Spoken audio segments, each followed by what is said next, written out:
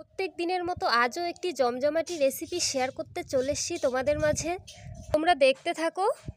আজ বানিয়ে দেখাবো এই ছোট ছোট আলুর বাটা রেসিপি। এই আলুগুলো আমাদের জমিরই, এই দুদিন আগে তুলে আনা হয়েছে। একদম টাটকা ক্ষেতের সতেজ আলু।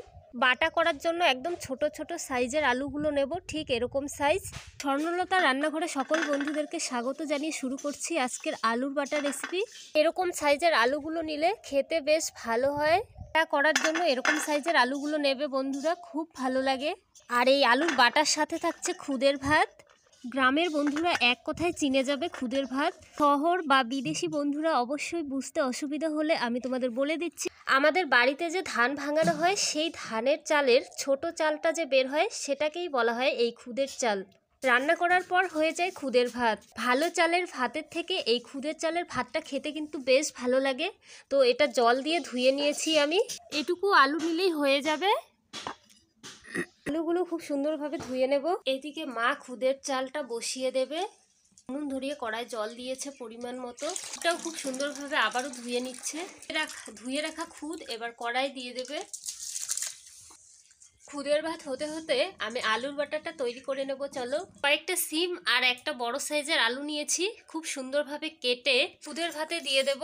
গুলো এরকম ভাবে কেটে নিয়েছি। আলুগুলো এরকম কুচি কুচি করে কেটে নিয়েছি, সরু সরু। জল দিয়ে ভালোভাবে ধুয়ে নেব। ধুয়ে রাখা সিম আর আলু দিয়ে দেব। এই গরম হয়ে গেছে, জলটা গরম হলে তবেই সবজিগুলো দিয়ে দেবে, তাহলে খুব সুন্দরভাবে সেদ্ধ হবে। একই সাথে দিয়ে দেব স্বাদ মতো লবণ। সব কিছু মিশিয়ে নেব সুন্দরভাবে। এদিকে আমি আলুগুলো খুব সুন্দরভাবে ধুয়ে নিয়েছি, এই থালায় রেখে নেব। এদিকে আমার বাটা করার জন্য যা যা উপকরণ লাগবে আমি সব কিছু নিয়ে নিয়েছি। কয়েকটা শুকনো লঙ্কা, রসুন, কাঁচা লঙ্কা আর কালো জিরে, লবণ, তেল, চিলি ফ্লেক্স, হলুদ গুঁড়ো। কাঁচা লঙ্কা, রসুন, শুকনো লঙ্কা আর কালো জিরেটা আমি আগে থেকে ভেজে রেখেছিলাম। খুদের ভাত অনেকটাই ফুটে গেছে, এখন একটু ঢাকা দিয়ে দেব 5 মিনিটের মতো।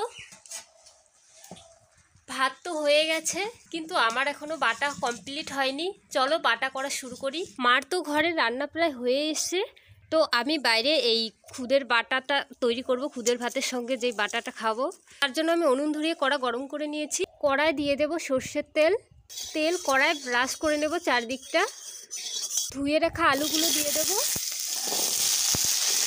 মিশিয়ে নেব একটু। দিয়ে দেবো স্বাদ মতো লবণ, সামান্য চিলি ফ্লেক্স। তোমরা যেই পরিমাণে ঝাল খাও সেই অনুযায়ী পরিমাণটা দেবে। আমার খুব একটা ঝাল পছন্দ নয়, তাই আমি হালকা দিয়েছি। হলুদ গুঁড়ো। সব কিছু ভালোভাবে মিশিয়ে নেব।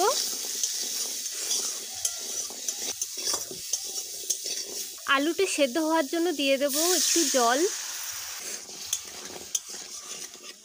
আবারও বলছি বন্ধুরা, ঝালের পরিমাণটা তোমরা তোমাদের পরিমাণ অনুযায়ী বাড়িয়ে কমিয়ে নেবে। এবারে 5 মিনিট মতো ঢেকে দেব আলুটা খুব সুন্দরভাবে সেদ্ধ হওয়ার জন্য। ততক্ষণে চলো রসুনের খোসাগুলো ছাড়িয়ে নেওয়া যাক। আমি খোসা সমেত রসুনটা ভেজে নিয়েছি, এতে করে খুব ভালো আসে রসুনের কালারটা। তো আমি এখন খোসাগুলো ছাড়িয়ে নেব। সবগুলো রসুনের খোসা এইভাবে ছাড়িয়ে নেব।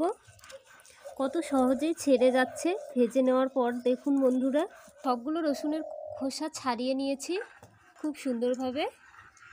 5 মিনিট পর ফিরে এসেছি, ঢাকা তুলে নিলাম। একটা আলু তোমাদের তুলে দেখাচ্ছি কত সুন্দর সেদ্ধ হয়েছে। দেখো বন্ধুরা, একটু ভেজে নেব। আমার আলু ভেজে নেওয়া হয়ে গেছে, নামিয়ে নেব। এই প্লেটেই নামিয়ে নেব। ভেজে নেওয়ার পরেও আলুটা কত সুন্দর কালার হয়েছে দেখো বন্ধুরা, দেখতে বেশ ভালো লাগছে। আমি শিলপাটা আগে থেকে ধুয়ে রেখেছিলাম। এই ভাজা উপকরণগুলো আগে বেটে নেব। সবার প্রথমে লঙ্কাগুলো বেটে নেব। যেহেতু আমি ভাজা আলুতে লবণ দিয়েছিলাম, তাই এখন একটু দিব। লবণটা দিয়ে বাটলে খুব তাড়াতাড়ি হয়ে যাবে, ফিনিশিং হয়ে যাবে তাড়াতাড়ি। কত সুন্দর ফিনিশিং এসেছে দেখেছো বন্ধুরা। এবারে আলুগুলো বেটে নেব, এই লঙ্কার সাথে মিশিয়ে নেব। সবগুলো একবারে হয়নি, তাই আরেকবার নিয়ে নিচ্ছি। তোমাদের হাতের কাছে যদি ছোট আলুগুলো না থাকে কিংবা বড় আলু থাকে, সেই বড় আলু দিয়েও কিন্তু এইভাবে বাটা করে খেতে পারবে। ছোট আলুটা বাটা সব থেকে বেশি ভালো লাগে, তাই আমি ছোট আলুটাই সব সময় খেয়ে থাকি এইভাবে। এই বাটা রেসিপি তোমরা রুটির সাথেও খেতে পারো বা পরোটা, গরম ভাতের সাথে সব কিছুর সঙ্গেই বেশ ভালো লাগে খেতে এবং খুব কম সময়েও তৈরি করে নেওয়া যায় ঘরে থাকা উপকরণগুলি দিয়েই। বাটা কমপ্লিট হয়ে গেছে, এবারে সর্ষে তেল ছড়িয়ে নেব ওপরে একটু। এইভাবে সর্ষের তেলটা মিশিয়ে নেব, প্লেটে সার্ভ করে নেব। পারফেক্টলি আলুর বাটা রেসিপি তৈরি হয়ে গেছে। তোমাদের কেমন লেগেছে কমেন্ট করে জানাতে ভুলবে না বন্ধুরা। কালারটাও কত সুন্দর হয়েছে দেখতে। এখন থালায় খুদের ভাতটা বেড়ে নেব।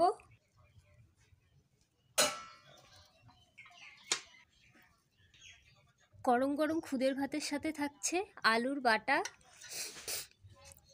আজকের জমজমাটি খুদের ভাতের সাথে আলুর বাটা রেসিপি কেমন লেগেছে কমেন্ট করে জানিও, আর ভালো লাগলে লাইক করে সাথে থাকবে। যারা নতুন বন্ধু রয়েছে অবশ্যই সবার আগে চ্যানেলটি সাবস্ক্রাইব করে রাখবে পরবর্তী নোটিফিকেশন সবার আগে পাওয়ার জন্য।